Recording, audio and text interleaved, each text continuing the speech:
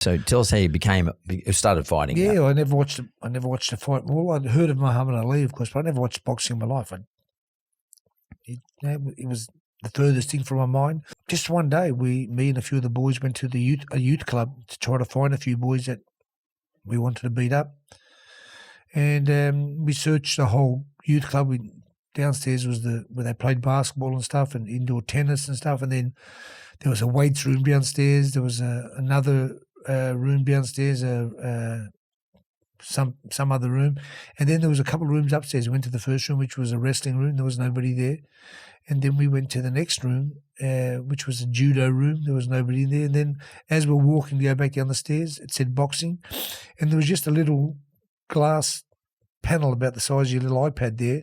And I looked through it because you could see into the room. And I seen a friend of mine that played football as well, but we read about him at school. He's from Enmore Boys High School. He was an Australian champion, and he was pretty special. So instead of going home, I thought I'd sit down and watch him. Sat down and watched him. I heard the trainer say it would be great if he had somebody to box because he's got a big fight coming up, and I volunteered. Do I regret it? At that day, I regretted it. I got beaten up. But Johnny came up to me after that. I didn't even know his name then, but Johnny Lewis came to me and said, "You sure you've never boxed before?" I said, "No, I've never boxed." And would you come back tomorrow? I'm thinking, this guy wants me to get bashed up again. So I didn't say no. I said I'd come back, but as soon as I left the place, I thought, not a chance in the world I'm going back to get beat up, I don't know, Mark. The next day I went back, and my world and my whole life changed. I had people that I'll always be friends with that thought that I betrayed them because I didn't go out with them anymore. I changed my whole life around. It was, all for Johnny. No, it wasn't just for Johnny. It was for the goals that he had set me. And at the start, I didn't really believe in any of those things. I thought, if it happens, it happens. But he would say something to me, Mark, and 3 months down the track, I was New South Wales champion. 3 months down the track. Yeah. And he doesn't have people even fight for that, Then, maybe 6 or 7 months later, I was Australian champion. And within a couple of years, I'm on the plane travelling all around the world. I mean, when somebody said to me, "Do you want to go overseas?" I'd say, "Yeah, let's get on the boat and go to Manly," That was overseas for me. And all of a sudden, I'm flying to Northern Ireland, Indonesia, Bangkok, Rome, and Belfast, and fighting. And it was like, wow. And not just that, Mark, you know what? And that's another reason why I go back to you saying about sharing. I had no money to get there. My parents didn't have money. So I'd run raffles and stuff in my neighbourhood would all make me the money. They would all help me. So I can never forget that. I can never forget how much people gave to me. So I'm in a position to give back and help people. So I'll always do that. But anyhow, all of a sudden, in 1983, I had like 13 or something fights, 14 fights. We're doing amateur fights? Amateur fights, yeah. I go to the World Cup in Rome and I come third in the world, Which weight division we're talking about now? I was in the flyweight division. Yeah. But how much? What weight is that? That was 51 kilos back then, yeah. And it was amazing. And all of a sudden, I had a few more fights. And it was the year after was Olympic selection. And 1984? 84, yeah. And I'm thinking, wow, would it be great? But then I was thinking, they said they're only taking 3 or 4 people to the Olympics. And I'm thinking, wow, there's so many guys who have had so many more fights than me and they deserve to go. I believed, although I got picked and I've got on to do amazing things in the sport, I reckon there were a couple of boys that maybe should have been picked in front of me. But I got chosen to select Australia to represent Australia at the Olympic Games in 84. And that's in LA? In LA, yeah. It was crazy, Mark. But I think that Games put the stamp on me of what I wanted to do. I mean, we hear the Michael Jordan stories and that. My story's no different, Mark. Listen, I'll tell you something. I went to the Olympic Games in 1984. Everybody on the plane, we're all talking about marching in front of the world and everybody at home is going to see you. Then you talk about competing, and I was one of the only guys. I was going to win gold after 24 amateur fights.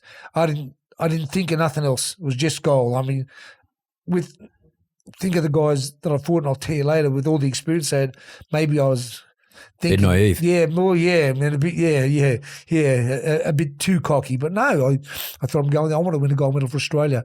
And then everybody talked about, after we fight, we're going to have this amazing after party. It's the biggest party in the world where the whole world are together and we party. And I was looking forward to the whole three of them, but I was looking forward to most important thing to me was to win a gold medal anyway. So when we get there, we weigh in, we do our first thing and stuff, and I get drawn to fight the first night there. And that was the night after we marched. So, no, it was the night we were marching in the day, and then I had to fight that night. And I thought to myself, what am I here for? Am I here to march, or am I here to, am I here to try to win a medal? And I thought, without doubt, I'm here to try to win a medal. So I didn't march. Everybody's ringing me from, why didn't you march? I got to fight tonight. I got to make weight. So I done that. Had my first fight. I won against a guy who had a couple of 100 fights. And then in my second fight, I won. I fought a guy from Tanzania who had maybe 300 fights.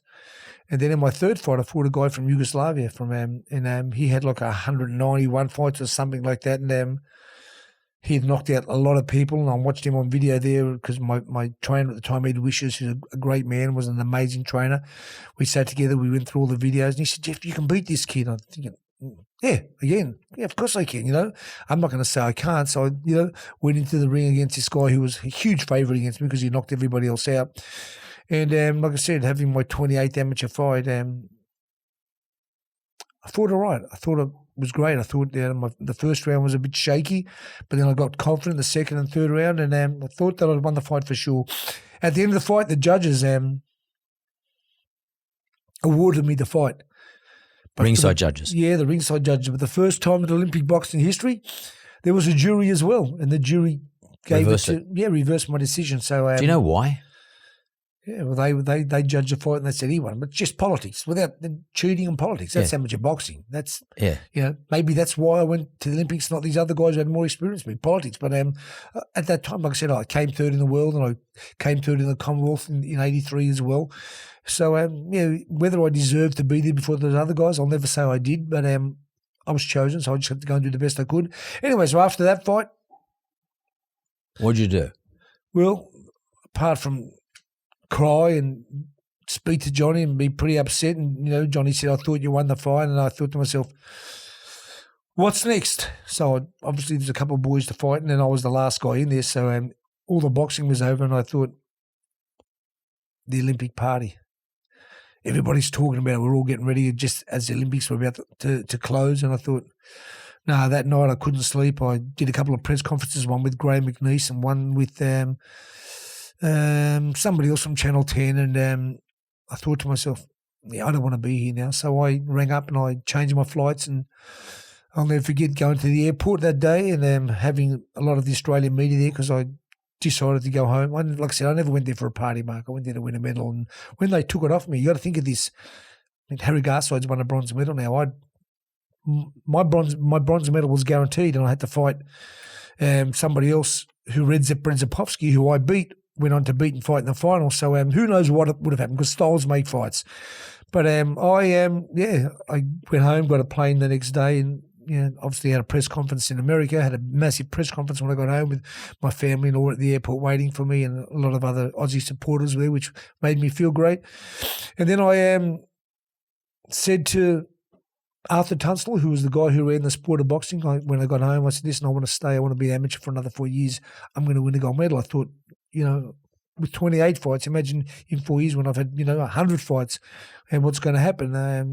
I said to him, I just want to ask you one question. You got to guarantee me that my trainer, Johnny Lewis, is going to be in my corner. Not that Ed Wishes wasn't great. He was great, but I still wanted Johnny there. And he said, listen, we can't do that. So I went and spoke to my sponsors, and I turned pro in October of 84, had a couple of fights, and I just kept knocking people out and winning. And you said something earlier before, which is really important, and I want to talk to you about this. And it's often used.